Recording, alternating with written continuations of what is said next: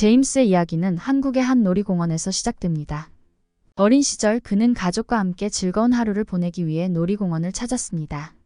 하지만 잠시의 방심이 큰 비극으로 이어졌습니다. 제임스는 부모님의 손을 놓치고 사람들 틈에서 길을 잃었습니다. 그 순간부터 제임스의 삶은 예상치 못한 방향으로 흘러갑니다. 그의 가족은 곧바로 제임스를 찾기 위해 필사적으로 노력했습니다. 하지만 그를 찾을 수는 없었습니다. 이는 가족에게 크나큰 상처로 남았습니다. 이 사건은 제임스의 가족에게 큰 상처를 남겼고 제임스는 보육기관을 거쳐 미국의 한 부부에게 입양되어 새로운 삶을 시작하게 됩니다. 제임스의 미국에서의 삶은 외롭고 힘든 시기로 가득 차 있었습니다. 새로운 가정에서의 적응은 그에게 많은 도전을 안겨주었고 학교 생활 역시 그를 시험에 들게 했습니다. 특히 인종적 다양성이 적은 지역에서 자라면서 제임스는 자신이 다른 아이들과 달라 보인다는 이유로 종종 따돌림과 차별을 경험했습니다. 어느 날 학교에서 몇몇 아이들이 그의 아시아적 외모를 이유로 놀리며 너희 나라로 돌아가라고 말하는 것을 들었을 때 제임스는 깊은 상처와 고립감을 느꼈습니다. 그런 순간들은 제임스에게 자신의 정체성에 대해 깊은 고민을 안겨주었고 때로는 자신이 입양된 사실에 대해 친부모를 원망하기도 했습니다. 자신이 왜 입양되었는지, 친부모가 왜 자신을 포기했는지에 대한 의문으로 마음 깊은 곳에서 큰 아픔을 안고 있었습니다. 그는 종종 친부모에 대해 원망의 감정을 느꼈습니다. 왜 그들은 자신을 찾으려고 더 노력하지 않았을까? 왜 자신을 버렸을까? 이러한 질문들은 제임스가 자라면서 계속해서 마음속에 쌓여만 갔고 이는 때로 그를 깊은 절망의 구렁텅이로 밀어넣기도 했습니다. 미국에서의 삶 속에서 제임스는 모든 것을 갖춘 듯 보였지만 그의 마음 한편에는 항상 미결된 과거와 자신의 뿌리에 대한 궁금증이 자리 잡고 있었습니다. 성장하면서 그 궁금증은 점점 더 커져만 갔습니다. 자신의 과거에 대해 알고 싶었지만 그는 어디서부터 시작해야 할지, 어떻게 가족을 찾아야 할지 몰랐습니다. 그리고 삶은 계속해서 그를 다른 방향으로 이끌었습니다. 제임스는 자신의 과거를 뒤로한 채 살아가야 했습니다. 제임스가 성인이 되어 직장 생활을 시작하고 일상에 치여 살던 어느 날 그의 인생은 한 통의 전화로 인해 완전히 바뀌게 됩니다. 한국의 한 병원으로부터 전화를 받게 되었습니다. 그 전화는 제임스의 삶을 영원히 변화시킬 소식을 전했습니다. 그 내용은 제임스가 오랫동안 궁금해하던 과거와 직접적으로 연결되어 있었습니다. 전화의 내용은 제임스에게 그가 한국에 친부모와 동생이 있다는 것이었습니다. 그리고 그의 동생이 백혈병으로 투병 중이며 생존을 위해 골수 기증이 시급하다는 소식이었습니다. 그는 동생에게 생명을 줄 수 있는 유일한 희망이었습니다. 이 소식을 들은 제임스는 큰 혼란에 빠졌습니다. 한편으로는 자신에게 아직 가족이 존재한다는 사실에 마음이 끌렸지만 다른 한편으로는 자신이 이 엄청난 요청에 어떻게 대응해야 할지 몰라 망설였습니다. 이 소식은 제임스에게 큰 충격을 주었고 동시에 그의 마음속 깊이 숨겨져 있던 원망과 혼란 그리고 고민을 끌어올렸습니다. 친부모에 대한 원망의 감정과 함께 제임스는 그들이 나에게 미안함을 느끼고 있을까 하는 생각에 휩싸였습니다.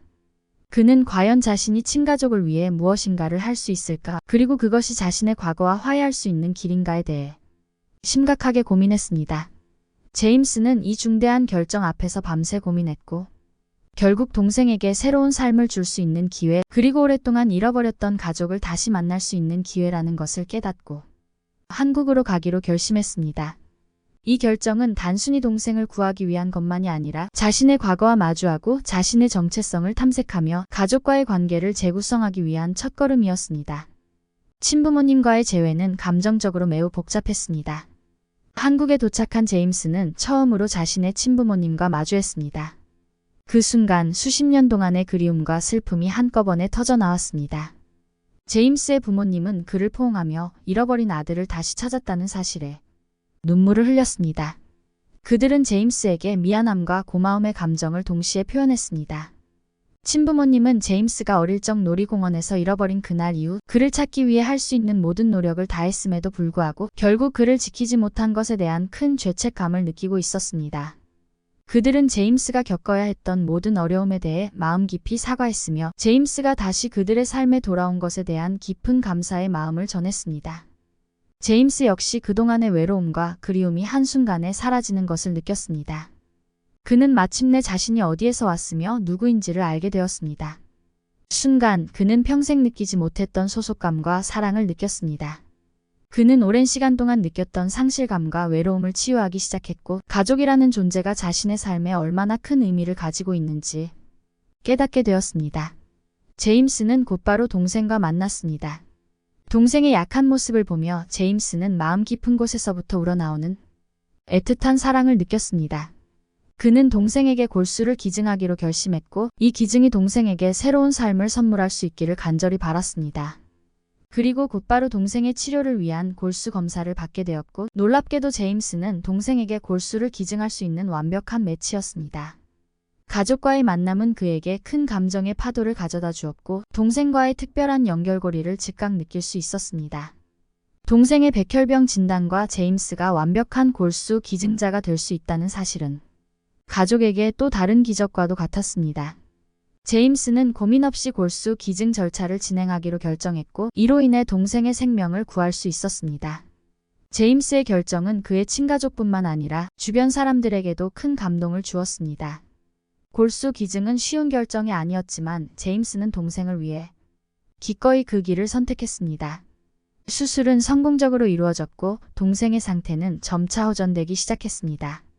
이 과정을 통해 제임스는 가족의 의미와 사랑의 힘을 새롭게 깨닫게 되었습니다. 제임스의 골수 기증 결정은 단순한 의료적 행위가 아니었습니다. 그것은 가족을 위한 희생이었고 분리되었던 가족을 다시 하나로 묶는 강력한 행위였습니다. 수술이 성공적으로 이루어지고 동생의 건강이 점차 회복됨에 따라 제임스와 그의 가족은 새로운 시작을 맞이하게 되었습니다. 그들은 함께 시간을 보내며 서로를 더 깊이 이해하게 되었고 한국의 문화와 전통을 배우며 제임스는 자신의 뿌리를 탐색하는 소중한 시간을 가졌습니다. 이 경험은 제임스에게 많은 것을 가르쳐 주었습니다. 그는 자신의 이야기를 통해 다른 사람들에게 희망과 영감을 주고 싶어 했습니다. 제임스와 그의 가족의 이야기는 많은 사람들에게 전해졌고 가족의 사랑과 희생 그리고 용서의 중요성을 일깨워 주었습니다. 세월이 흘러 제임스가 성인이 되어 한국으로 돌아와 백혈병에 걸린 동생을 구하게 되는 사건은 그의 생애에서 매우 중요한 전환점이 되었습니다. 이 사건을 통해 제임스는 자신의 가족이 그를 얼마나 사랑하고 그의 부재가 얼마나 큰 빈자리였는지 깊이 깨닫게 되었습니다. 또한 제임스의 친부모님과 가족들은 그가 무사히 돌아온 것과 그들의 두 번째 아들을 살릴 수 있는 희망의 빛을 가져다 준 것에 대해 엄청난 감사와 안도의 마음을 느꼈습니다. 제임스의 이야기는 또한 입양된 아이들과 그 가족들에게 큰 위로와 희망을 주었습니다. 그의 이야기는 우리 모두에게 가족이란 무엇인지, 진정한 사랑과 헌신이 어떤 것인지를 보여주었습니다. 제임스와 그의 가족은 잃어버린 시간을 만회하고 삶에서 직면할 수 있는 어려움을 함께 극복해 나가며 새로운 시작을 할 수 있었습니다. 결국 제임스의 이야기는 우리에게 가족의 소중함, 사랑의 놀라운 힘, 그리고 인생에서 마주하는 어려움을 극복할 수 있는 용기와 희망을 전달합니다. 그의 이야기는 시간과 거리를 넘어서는 가족의 유대와 사랑이 얼마나 강력한지를 보여주며 세상에는 기적이 실제로 존재한다는 것을 상기시켜 줍니다. 제임스와 그의 가족은 서로를 위해 모든 것을 기꺼이 희생할 준비가 되어 있는 진정한 가족의 모습을 보여주었고 그들의 이야기는 많은 사람들에게 영감을 주었습니다.